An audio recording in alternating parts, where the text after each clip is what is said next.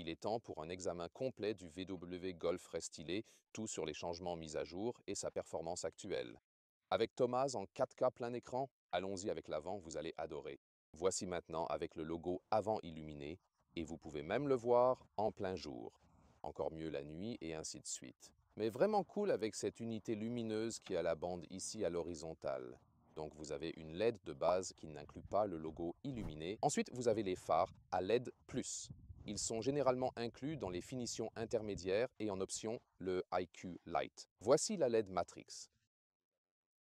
Le EQ Light ajoute seulement les indicateurs de direction séquentielle. Ça a aussi l'air plutôt chic et offre également un spectacle lumineux spécial. De nouveau, très bien à voir ensuite la nuit. Ensuite, vers le profil latéral. Bien sûr, il reste la variante, le break légèrement plus long avec un empattement aussi un peu plus long. C'est la version style, un niveau moyen de finition pour vous. Des roues 18 pouces, vous commencez avec 16 et avez aussi 17-18. Et si vous optez pour GTI, R 19 serait également possible. Ensuite, vous avez la forme typique de la Golf, toujours définie par ce pilier C, très fort, juste ici. Quant à la suspension, il y a une suspension de base et une sport fixe. Et en option, également le DCC, contrôle de châssis dynamique, un extra de 1000 euros. C'est donc la suspension adaptative. 27 000 euros, c'est d'ailleurs le prix de base, à nu, version la plus basse. Plus tard, je vous parlerai aussi du coût précis ici du véhicule équipé en version intermédiaire. Si vous avez les Matrix LED, la version la plus haute, vous pouvez aussi voir cette nouvelle signature ici à l'arrière et ce style tridimensionnel. Donc cela est devenu un peu plus moderne à l'extérieur dans le style avec ce lifting ici. L'un de mes aspects préférés ici, c'est ce logo qui se retourne. La caméra de recul est cachée en dessous et elle permet également d'ouvrir le coffre. Regardez ça ici dans ce design de couche, mais aussi ensemble avec la forme en cascade. C'est vraiment spectaculaire, non? Pour la clé, nous avons le typique noir brillant. Et je veux dire, le bruit de fermeture de porte. Est-ce toujours une Golf? Oui. Voilà, devant et derrière, le bruit des portes est agréable. Puis, la partie supérieure ici est légèrement molle. Ensuite, nous avons au milieu cet insert. Ensuite, microfibre, parce que nous avons le style spécial plus des sièges actifs. Et ensuite, voyez ici ce gilet d'urgence, joli revêtement en feutre à l'intérieur des portes. Ouais, BMW n'a pas ça de nos jours. Et ensuite, vrai bouton sur le volant, j'aime ça aussi, nous avons de vrais boutons. Le Golf R a encore les boutons capacitifs. Ensuite, nouveau tableau de bord numérique à gauche et aussi l'infodivertissement là-haut à droite. Zoomons là-dessus. Sièges en tissu de base ou opter pour ces sièges ergo-actifs. Ils ont ensuite de la microfibre à l'intérieur et du tissu à l'extérieur. Donc ils sont vraiment très beaux, je trouve, et l'ergonomie est aussi vraiment excellente. Et avec la microfibre, c'est aussi, disons, extra confortable. Vous pouvez sortir un peu plus cette partie inférieure comme ceci. Et dans ce cas, aussi l'électrique, comme la partie avant-arrière du siège. Et voici le support lombaire électrique. Et avec 1,89 m, j'ai encore assez de place pour la tête. Commande du volant, manuel, haut et bas, intérieur et extérieur. Pour le volant, ils n'ont pas encore d'alternative animale. Point de vue du conducteur, bon centre de contrôle ici, où vous pouvez également changer la vue des instruments numériques. Différents styles sont disponibles et vous pouvez également changer le contenu à l'intérieur, au milieu par exemple. Ou ici, cette vue de carte. Plein écran et vous avez aussi un écran tête haute. Comme ça, ce qui est vraiment pratique, c'est très bien à voir.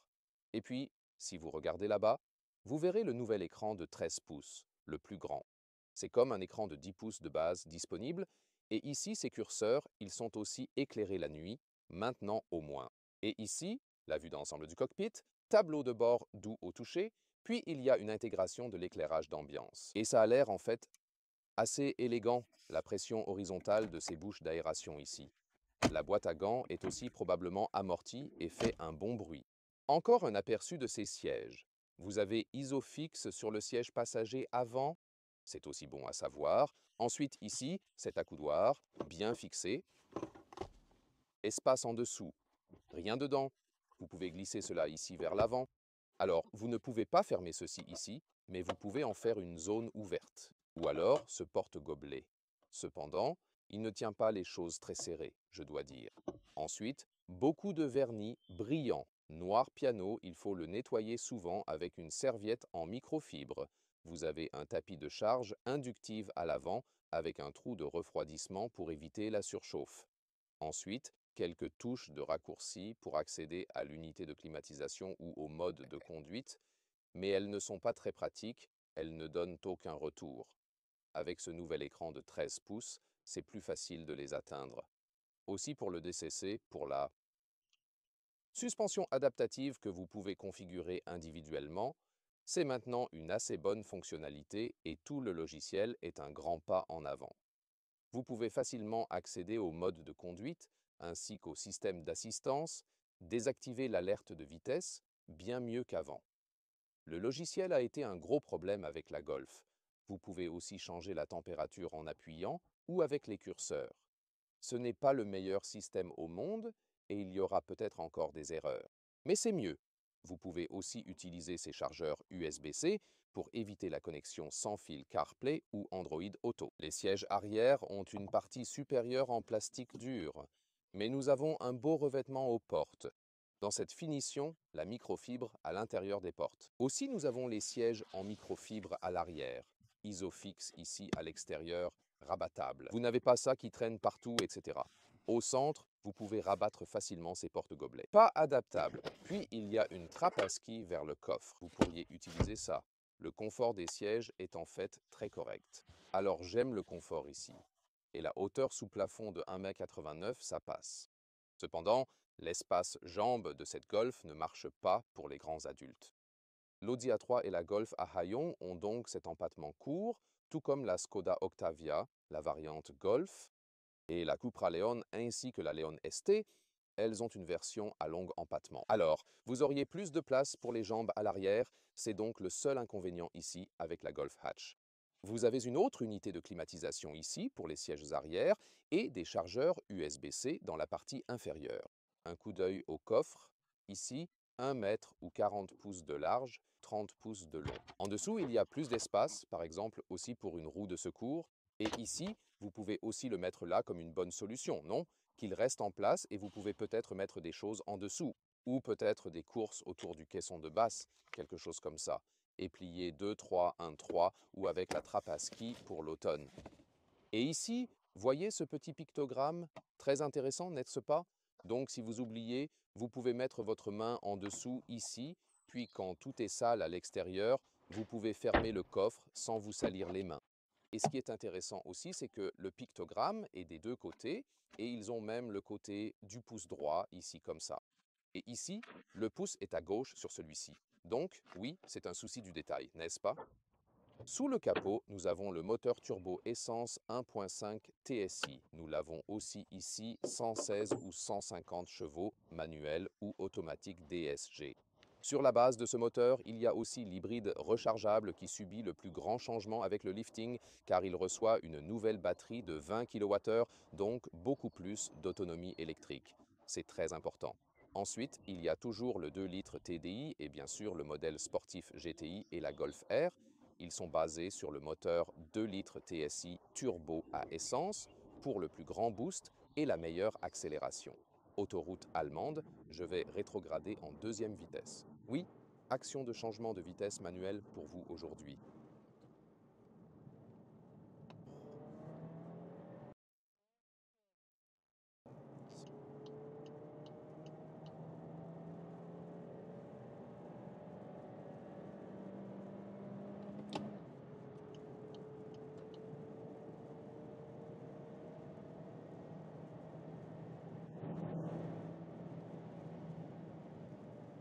Ouh, super balade avec des changements de vitesse géniaux.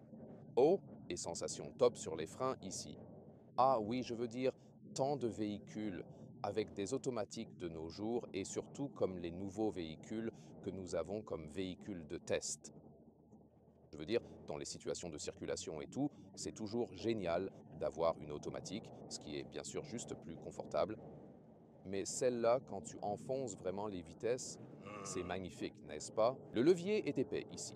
Nous avons donc le 1.5 TSI avec la boîte manuelle. Aujourd'hui, 6 vitesses. L'alternative serait une DSG à 7 vitesses. Oui, et je veux dire, c'est d'une part une question de prix. Le manuel est bien sûr toujours moins cher. Et cela peut aussi être plus amusant en effet. Donc voici la rare version Golf qui est encore disponible ici avec la boîte manuelle. Oui, mais d'un autre côté, bien sûr, la DSG, la boîte automatique 7 vitesses, est plus confortable. Et c'est aussi une différence très importante ici. Quand vous avez la DSG, c'est en combinaison avec le système hybride léger. Et ici, la version manuelle est sans le système MHF. Et donc, sur le long terme, ouais, cela pourrait effectivement être moins cher que d'opter pour le GSG.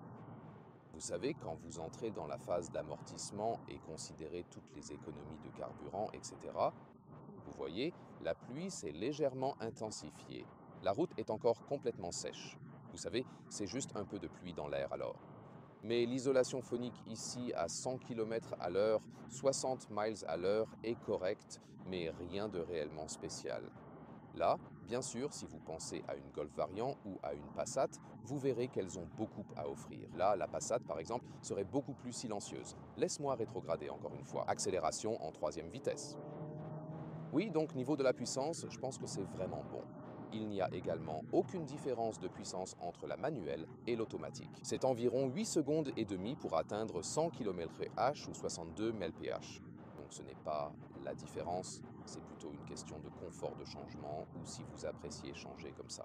Alors, revenons à l'isolation phonique. Ce n'est pas particulièrement silencieux.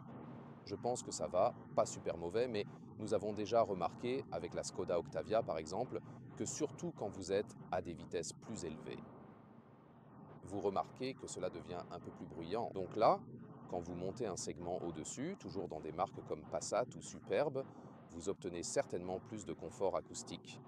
On est aussi équipés ici du DCC Dynamic Chassis Control, un extra de 1000 €, et j'étais en mode sport ici avec les roues de 18 pouces à l'extérieur, comme vous l'avez peut-être vu ou entendu dehors.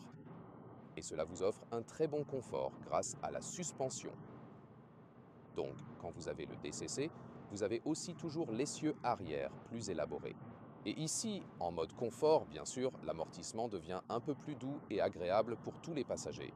On sent aussi que ça change la direction, et puis c'est un peu trop mou à mon goût, je trouve que cela pourrait être amélioré. Mais vous voyez ici, de très petites commandes sont transférées sur la route.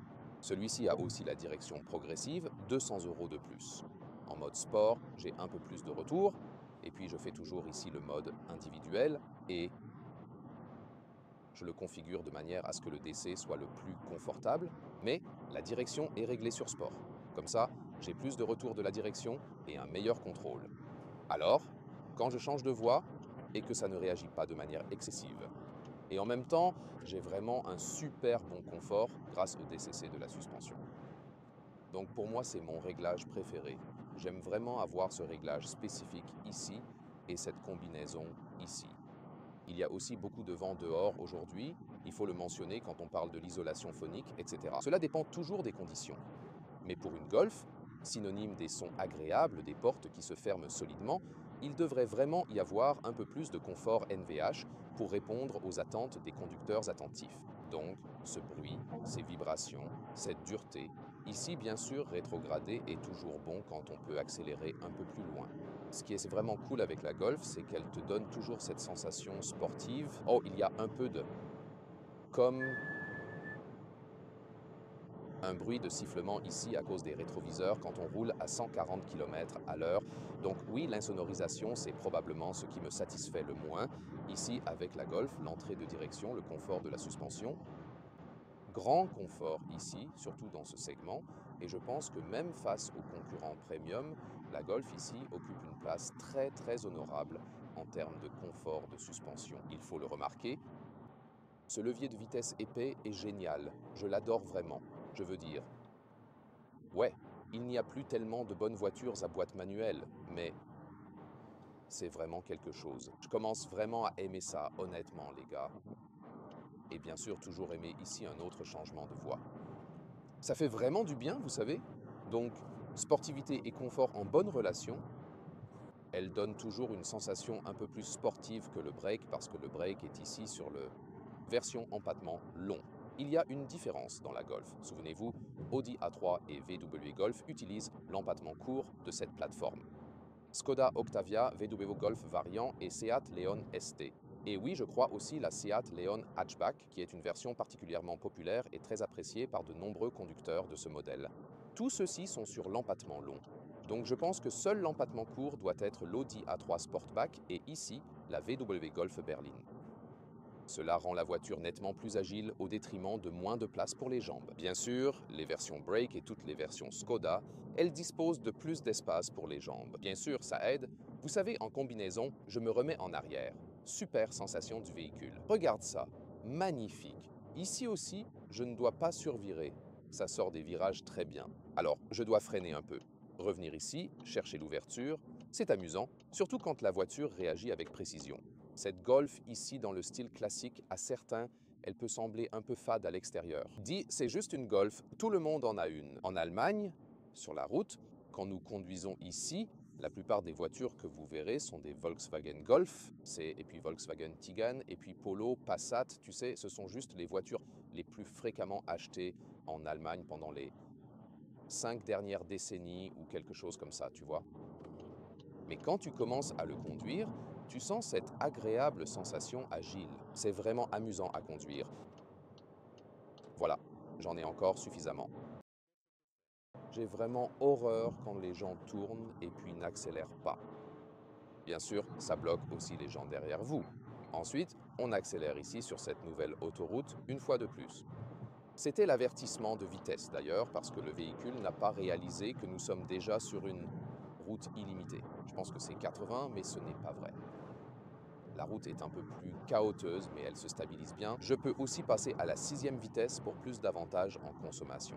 C'est très agréable ici sur l'autoroute. Et j'aime toujours faire ces tests de conduite à grande vitesse parce que ça montre vraiment de quoi le véhicule est capable. Oui, on pourrait dire que pour la majorité des clients, il n'est pas pertinent de savoir comment une voiture se comporte à 160 km/h ou, vous savez, peut-être à 130, 145 km par heure, quelque chose comme ça, mais cela montre à quel point la voiture est bonne, comment la suspension est réglée, et ainsi de suite. Donc, encore une fois, les connaissances en ingénierie et le savoir-faire intégré dans ce véhicule grâce à l'expérience des générations précédentes sont vraiment, vraiment bons. La Golf reste un très bon véhicule compact, et avec ce lifting, je veux dire de tout le côté conduite. La plupart des choses qu'il avait, c'était déjà avant.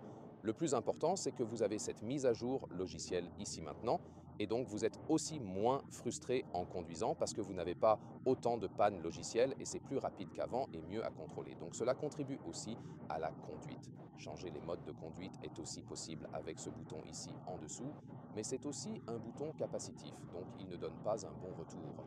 Au moins, vous n'avez pas à cliquer dans le système d'infodivertissement, mais la question est, est-ce plus rapide de cliquer en bas ici et est-ce moins distrayant de cliquer en bas sur ce bouton capacitif que de cliquer ici sur l'écran?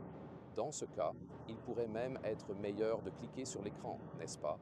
Oui, c'est définitivement très intéressant, mais parmi toutes les fonctionnalités de conduite, il ne devrait pas être si bruyant à des vitesses vraiment élevées. C'est la chose avec laquelle je suis peut-être un peu déçu. Tous les autres comportements de conduite que nous voyons ici sont vraiment très agréables. Consommation entre 6 et 7 litres au 100 km. Avec la DSG et le système hybride léger, on pourrait économiser 1 litre sur 100 km.